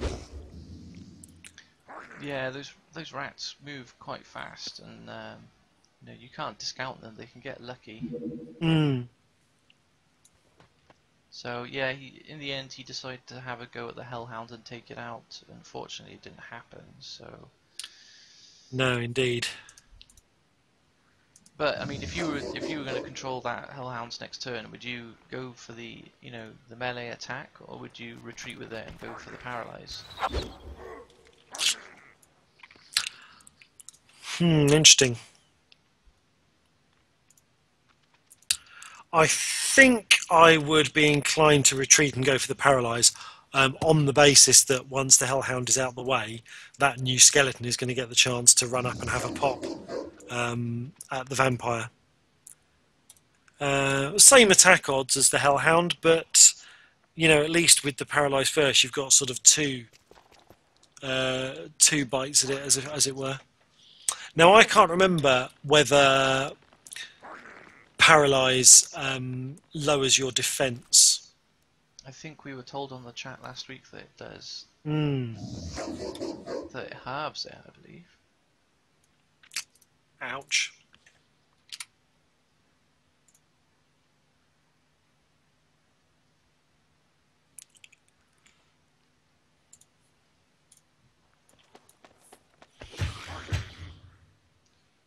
Interestingly enough, use of a talisman there to gain 6 mana. Assuming that he kind of is doing his maths and knows what he needs, but that particular talisman can store up to 30 mana, so activating it at this point for 6 mana, slightly odd strategy.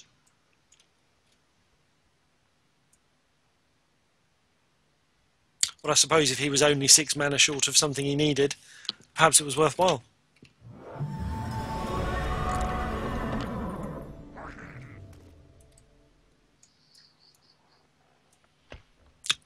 A highly suspicious looking...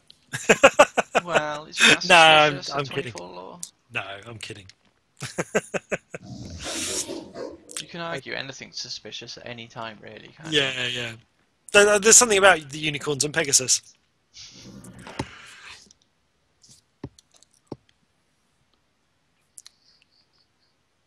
Something about him just sets my trust on edge. But again, you see, this is where the psychology is important, because you know, Matty having sort of demonstrated that the previous Pegasus was real, there's of course every reason to believe that the unicorn, sorry, other way around. You know me, unicorns and Pegasi. They're all the same. All the same to me. So, unlucky with the damnation. But managed to get that strike on the Hellhound. Now, Rafi had activated a talisman that gave him the last creature killed. So theoretically, he's got another Hellhound to pull out of the bag.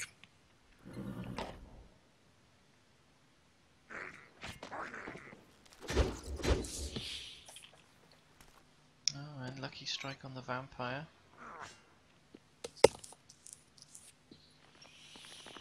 Of course, the vampire's not gaining any boosts for these kills. No. It's up to... oh, no bonus to attack yet.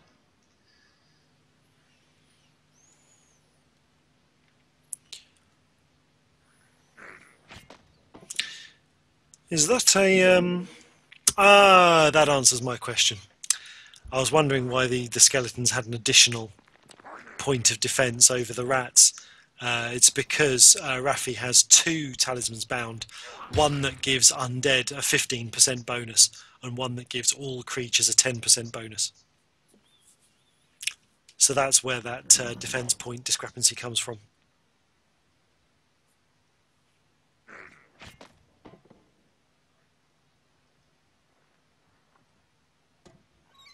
I think those basic crosses are they're passive buffs, aren't they? Yeah.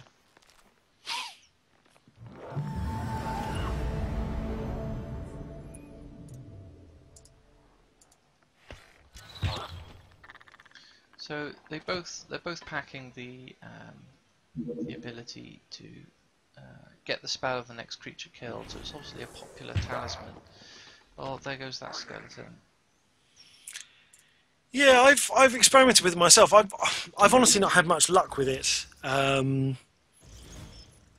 think you have to feel very confident about what you're going to kill. The number of times I've activated it and gone to kill something great like an elf and failed and ended up getting a rat. Well, I suppose any card you can't sniff at.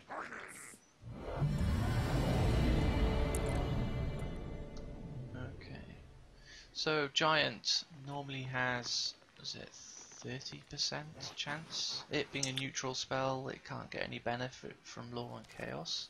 Yeah.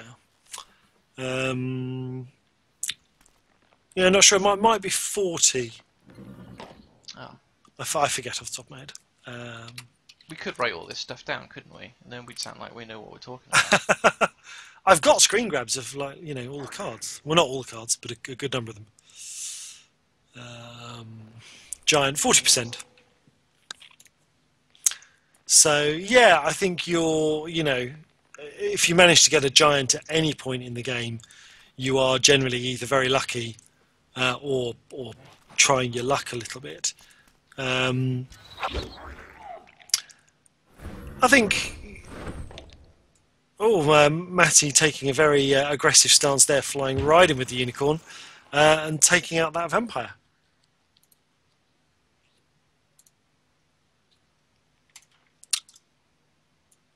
Matty I'd say that changes quite a bit. Yeah, he was obviously looking at the...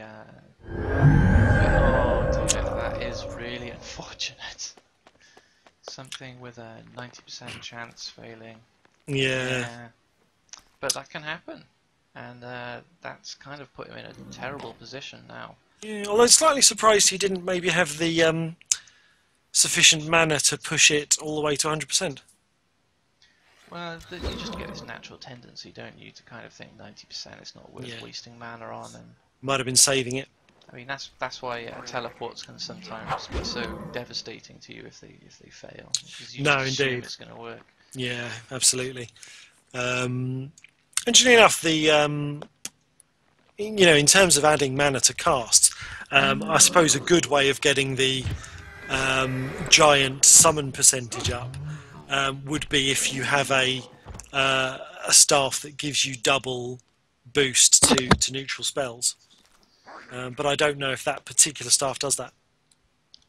So there you saw that he had the retaliate activated. So after that, yeah. So he took out that giant. Indeed, but not before the giant had taken out the unicorn. Well, sure. Which was obviously confirmed to be real. But at least it kind of improves his situation and his survivability a little bit more. Yeah, although he's quite exposed now from a number of units. Sure, but he's got his magic shield, so you know. Oh, there goes the elf. So the only thing he's got to be careful of now is we're looking at magic bolt range. Yeah. He's got a boost to his wizard defense. Yeah, from the shield. Oh, and then look at that. And there it goes.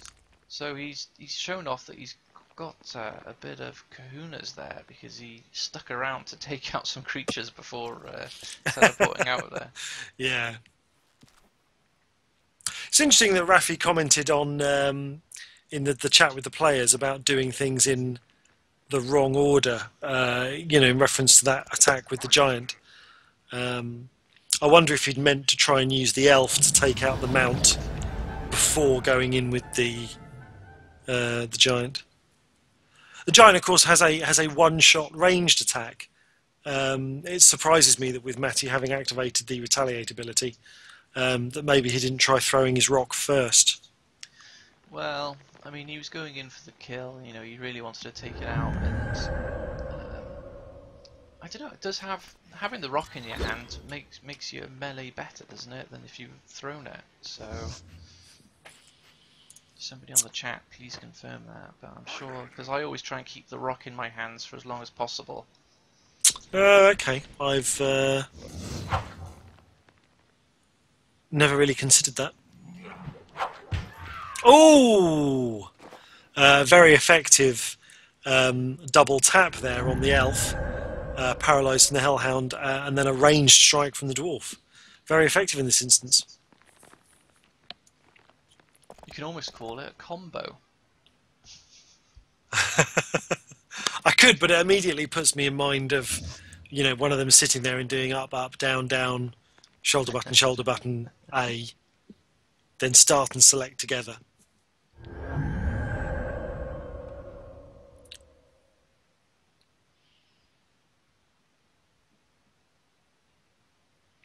Matty's quite, I think, compared to a lot of players that I've seen and a lot of matches that I've played, Matty's quite comfortable with trying disbelieves quite regularly. I mean, he attempted to disbelieve the unicorn on the last round, and that was proven to be real. He's had to go at the hellhound this round. And having seen the way he sort of played on previous rounds, I can't genuinely believe that he's doing disbelieves because he's run out of cards. Maybe he has, but from what we've seen from him, he does always seem to have things up his sleeve. I've just noticed that Matty's on fire.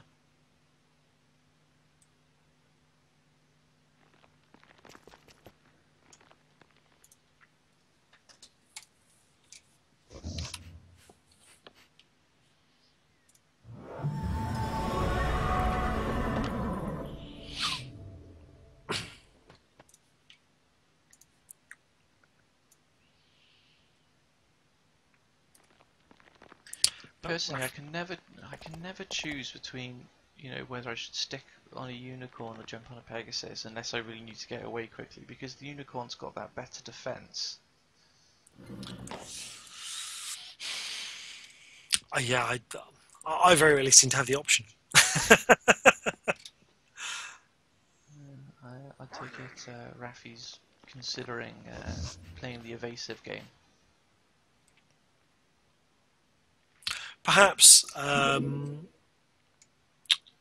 good chance though that the Pegasus could be an illusion though. I mean, again, psychology coming into it, having had the unicorn confirmed as real, he might have felt that he could get away with an illusory Pegasus. Wouldn't be surprised if Matty doesn't try it out though. Oh, and again there goes the magic bolt on an undead unit. That does really shift things around now because, you know, Matty has an undead creature at his disposal. Oh, and he lost his sword. Rafi doesn't. Oh, has that knocked the sword out of his hand, has it? It has. So it just goes to show that it's still worth attacking even if the percentages are low, because you get things like that happening as well. Yeah, his MattyRasker's wizard attack has plummeted now from 100 down to just 20. So I think, you know, obviously he's going to be much less confident just wading into melee range now.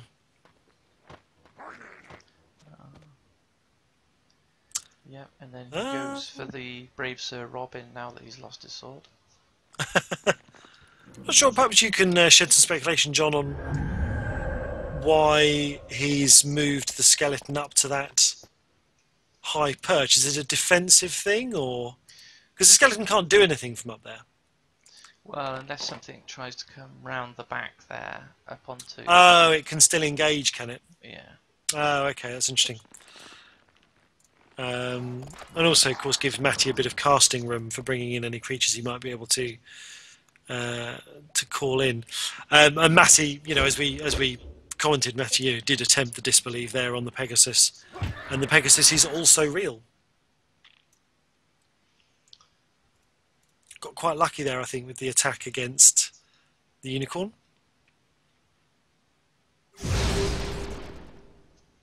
Divine Shield coming into play, boosting his defense to 160. So quite substantial now. Yeah, so the only way he's got of attacking that skeleton now is with the wizard. Yeah, I mean, that skeleton's going to cause him a lot of problems now. Oh, dear. Yeah, and the Pegasus is gone. And interestingly enough, I mean, even if Rafi can disengage from the skeleton, he's only got a 3 to 6% chance to hit MattyRasker with a melee strike.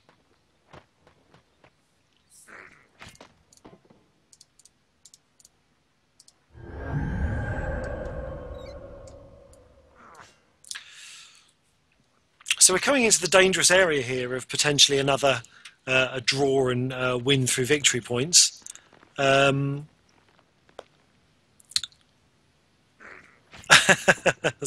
the players' comments in the chat there. You know, it's interesting that the style of play of these two, in many respects, quite similar as players in terms of their management of the kind of risk on the map, you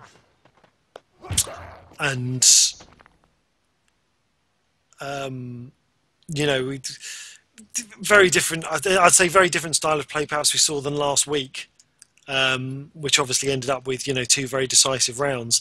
That we've actually had 2 rounds here that have both gone, you know, well within sight of a draw, even if this one doesn't go to a draw.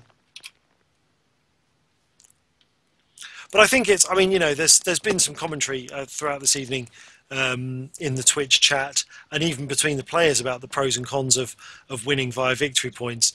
In some respects, you know, for players, it's perhaps not. I can definitely see it not being as satisfying a way to win or as satisfying. But if you are, I think, in a tournament environment, particularly the kind of knockout ladder tournament that we're not a ladder tournament, a knockout stage tournament, you know, that we're talking about for Chaos Champs. If it's important to get a result, then I think those victory points do play a hugely important role. I think the thing where it's difficult is that, in some respects, it's a little bit of a coin flip because, in terms of the way you play the game, you don't necessarily play to gain those victory points. I mean, you sort of have a go at the creatures you get the chance to have a go at, but you're really fighting for specific placement. And it sort of seems that actually when you get into in range of a draw, that actually the number of points you may or may not have is perhaps a little bit arbitrary. What would you say to that? Well, I wouldn't say it's arbitrary. I think the points are a pretty good way of describing how much offense you've put into the game and how much you've been willing to engage and attack. So I think it's a fair metric, really. It rewards players for actually attacking and not hiding on the map. And personally, I think that's a good thing. I can see what you mean, that some players would feel losing to victory points, would be bad. But I think ultimately, if it's a spectator. Oh, and the dwarf gets in the hammer strike at the end there. I think there was some discussion between the two players about being actually possibly even engaged to each other at the end of that round. So it goes to a decider game. It does go to a decider game. And actually the victory points there. Yeah, Matty would have. Yeah, well, he got a lot of victory points for the kill right at the end. I think obviously absolutely. Matty would have fancied it if it had just been a draw. Hello. Hi, Rafi. How's it going? Very well. I don't think I can top the last game we played. Dwarf kill at 6% is just the best, so I can go to bed happy. It is very satisfying when those occasional low chances come off, isn't it? But I think over the course of the match, you did pretty well with. You had a few dwarf hammer hits that were successful. I seem to remember one against that sort of quite high perched elf. Coming off. I think so. Yeah. I don't know. I like the dwarf anyway. Since the dwarf got the ability to throw the hammer, it's cool. Yeah, that was a very lucky. I wasn't expecting the hammer to hit him, but I slightly played for the punch to the face at the end because I moved up and risked the tree so that I would, with the hope of engaging his wizard, so that the dwarf would be able to strip off his shield. Right. Yeah, having successfully knocked away the sword as well previously. Yeah. So how did you feel? How did you feel those 2 rounds went? Obviously, lost the first round.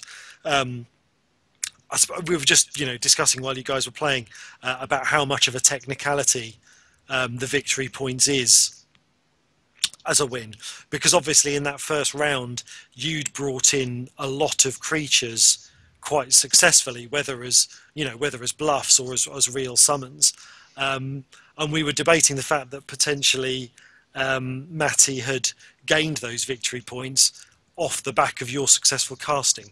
Because obviously you gave him a lot of things to kill. I don't know though, but he had actually killed them, so he'd been doing stuff.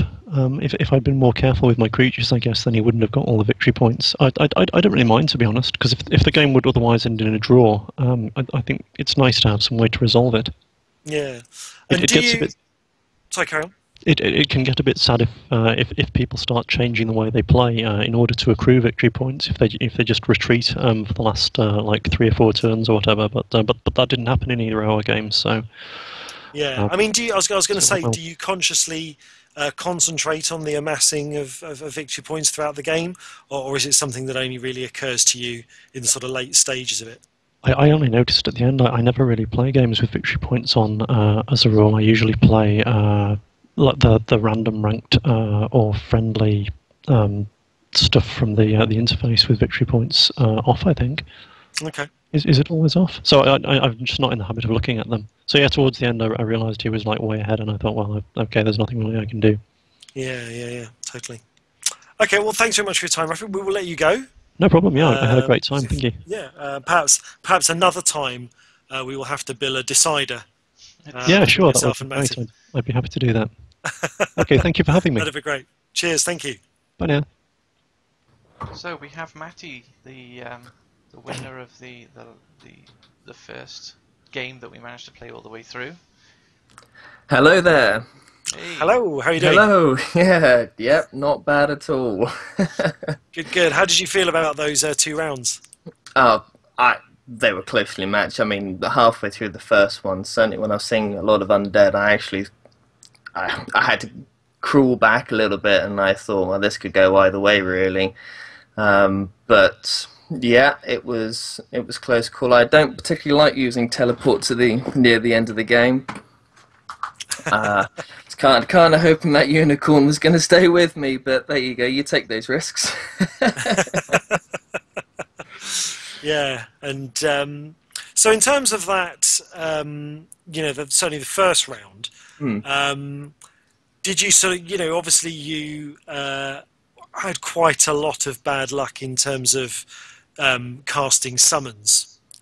Sure. I think it's fair to say. But obviously the victory points reflect that you were managing to successfully kill a lot of creatures. I mean, was the sort of flip side of it that you had a lot of luck with your creature attacks? I would say so. I mean, when I saw those vampires, I had those 2 magic bolts, and I thought, well, I've got to take them out tactically, so then once I take them out, I can move back. But I mean, if I'm in that position, and I know that he can't get close to me, I can get away with trying some of the high cast stuff. And if it doesn't work, it's mana points that adds up, which means then I can pull out my magic sword, and they're very effective against undead. Yeah. So it increased my chances against when I was fighting those. But yeah, I'd say luck played a bit of it, because even with swords, there's still, I think it's 40-50% on vampires, and of course with hellhounds coming down with their ranged attacks, that's it's some risky moves. But the second game though, that dwarf, wow. I was very much a hero dwarf. I mean, what was your sort of feeling about that? I mean, obviously no one likes to be taken out on a sort of 5 or 6% hit chance, but I mean, how did you feel at that position? If the dwarf had missed that low chance hit, did you sort of feel that actually your options were a little bit up, or could it have gone either way with a miss from the dwarf? If the dwarf missed, I would have said goodbye to my shield, because dwarfs have the shatter ability. So I mean, in the position I was in, that was the safest spot for that. So if it missed, he would have obviously had a shot with his wizard. But how do you feel about it? Yeah, 6%.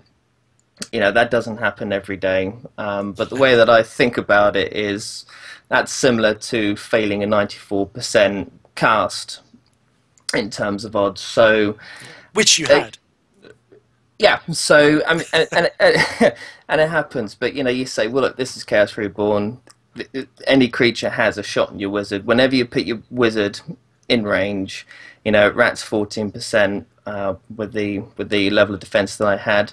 Every time they're in range, there is a chance that your wizard's going to die, and if it dies, you knew it was going to happen, because that's just how the game plays. So you just say, yeah, great game, and that's what makes the game. Yeah.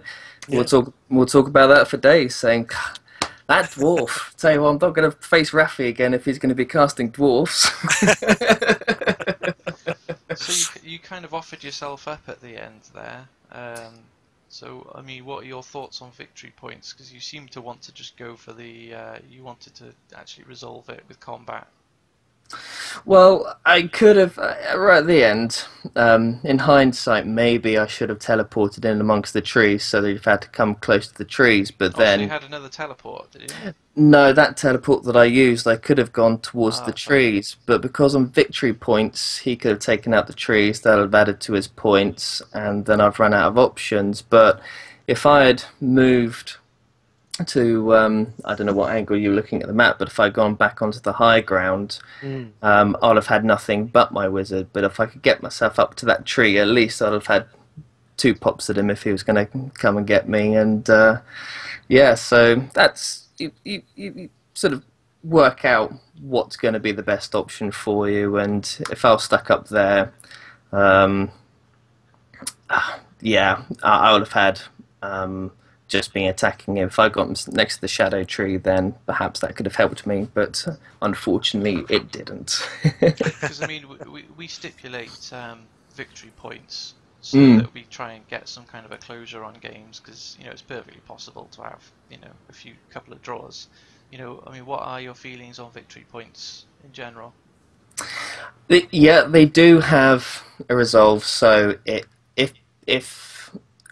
makes sure that the game doesn't end in a draw. But in that situation where he had around about 50 points and I had 90, there was nothing to tell me, well, I've got to go and kill his wizard. I could try and step back as much as I can, and just hope that I get to the last turn. And if I get to the last turn, I'll win on points. So. Yeah, it's a way of resolving the game, but you could have run away and you could have won it. Yeah, and that is what I was trying to do. I was when I teleported to that spot, I thought if I stay here, I should be okay. But when he was charging in with his Hellhound and his Unicorn, I thought if I stay here, then there's a chance that I'm going to get surrounded, and I'm not going to win. Yeah. But if I try and move myself out of that sticky spot and try and move around the corner towards the trees, I could have pulled it off. And at 6%, you got to say, I'm going to take that risk. But there you go. That's just how the game plays out. Would you categorise yourself as quite a risky player? Because we did note a few times that you're not sort of afraid of arming your wizard up and kind of getting stuck in to the middle of the creatures yourself. Do you find that that kind of pays off, or do you lose a lot of wizards that way? With that kit, because it's got high defense, and if I've got a divine shield hooked up, then I've got a little bit more confidence to put my wizard in the fray. And if I get retaliate with a magic sword, I feel a little bit more confident, because if he tries to send in a rat or a goblin that's got very, very low chance of killing me, I've got a very, very high chance of killing him back. It's worked okay for me so far. Yeah, I was going to say the stats, sort of your success rate bears you out. Yeah, I mean, we were commenting on how much of a ballsy move it was for you to go in there, and you got the retaliate on the giant, and then you thought you'd take out the elf before you teleported out there. I thought that was great to see. Well, it was a bit of a shame with that Tangle Vine, because that was an 85% chance. I thought if I try and block him, the only thing that should be able to get me is the elf, maybe over the line of sight. But as we all saw, that didn't go to plan. So yeah. Out of curiosity, did you have any mana to put into that, or did you just try as it was? I did, but I didn't boost it all the way up to the top, because I wanted to keep a little bit for the shield. Okay. Yeah, we were wondering about that. Yeah, yeah.